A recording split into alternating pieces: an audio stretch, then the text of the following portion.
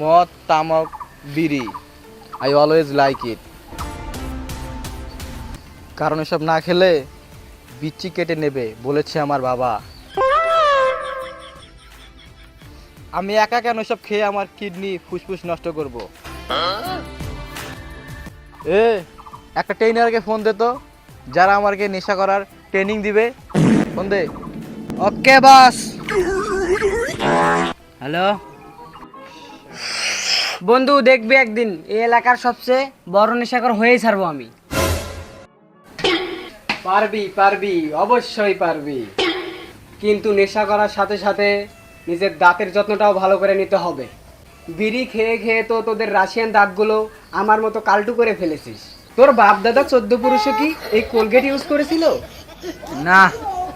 তাইলে এই দেখ, নতুন তামক পাতা, এর ভিতরে আছে মানুষকে বাস দেওয়ার মতো শক্তি, যেটা তোর ভালো দাঁতকে পায়খানার চেম্বারের মতো করে তুলবে।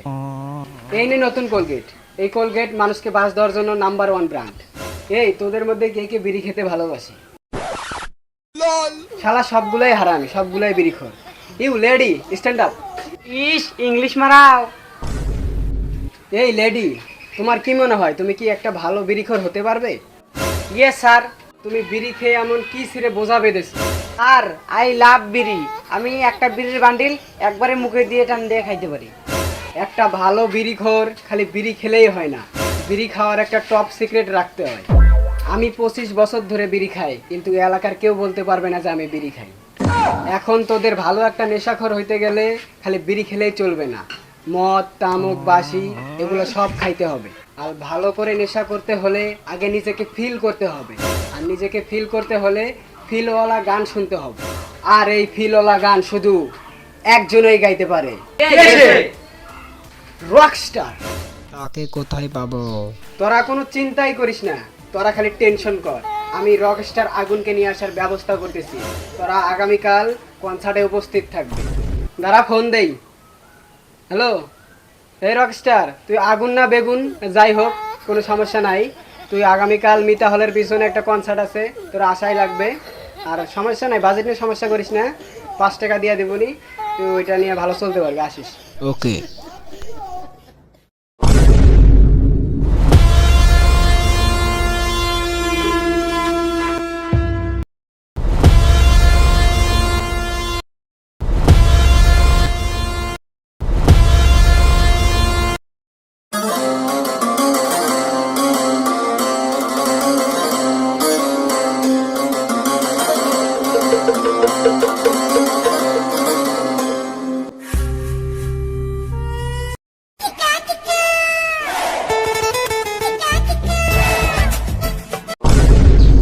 लरा 10 में कारा हो गया सारा सारा सारा होता या सादा काला ओ ओ ओ ओ तेरे ओ लकसाना मारे काता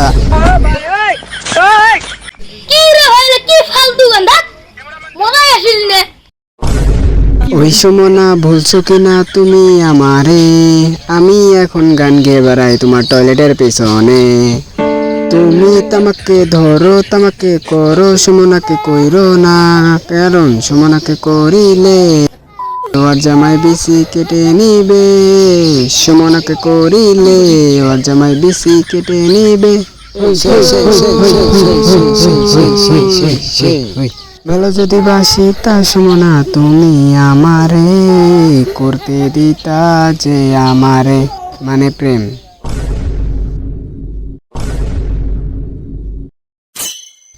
ভাই এত সুন্দর গান কোত্থেকে শিখলেন? এই জানু, তুমি আমাকে পাত্তা দাও না কেন? এ কামলা খাড়া, তুই আমার পিছে পিছে কি করিস? এই জানু, তুমি এগুলো কি বলতেছো? তুমি জানো না আমি তোমাকে ভালোবাসি?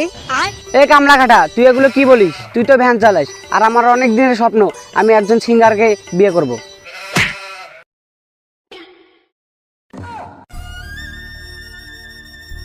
এই তুমি কই যাও? আমাকে নিয়ে যাও তোমার সাথে। টাকা বসছে, তোর মতো ভ্যান চালক হোক, আমি নিয়ে যাই। দাঁড়াও সুমনা, তুমি যাও না সুমনা, আমার যে করেই হোক আমাকে শিল্পী হওয়াই লাগবে। আমি অনেক বড় শিল্পী হয়েই ছাড়বো। আমি সুমনার জামাই হওয়ার জন্য সর্বোচ্চ চেষ্টা করে যাব।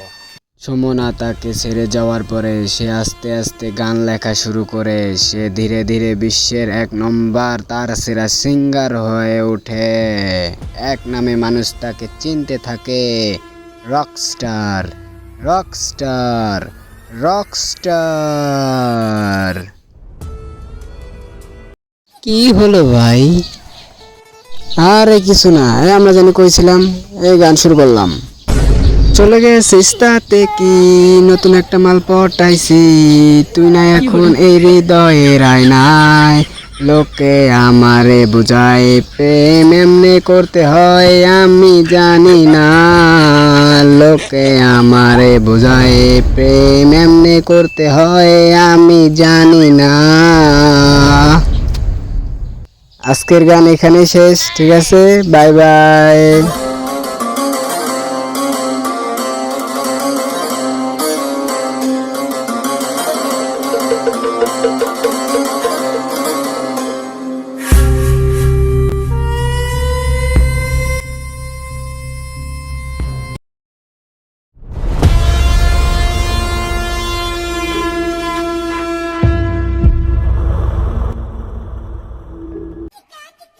অনেক দিন পর একটা কাজ পাইলাম।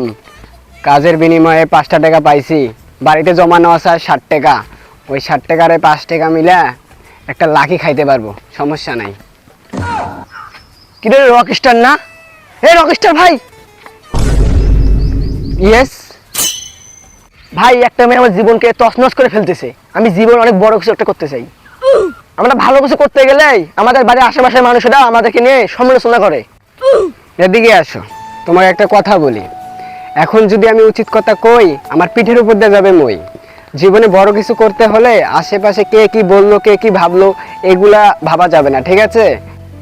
আর ভালোবাসার কথা বললা, কেউ যদি ভালো অপশন পায় সবাইকে ছেড়ে চলে যাবে। আর আবেগ, তুমি তার সামনে আসো যতক্ষণ, তার মন পুরাবেই ততক্ষণ। বুঝতে পারছো? হ্যাঁ ভাই, কিছু মাথার ঢুকেনি, কিন্তু বুঝতে পারলাম। বুঝলে বুঝ পাতা, না বুঝাতে আস পাতা। ওকে তাহলে থাকো, চলে গেলাম।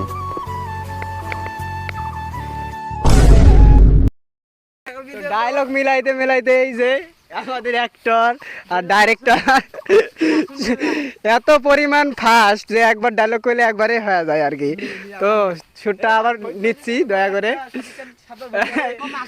হ্যাঁ, শাকিব খানের সাথে তুলনা করলো, কিন্তু ভবিষ্যতে মেগা স্টার মাসুম খান বিল্লাহ, সমস্যা নাই। তোমার লিকা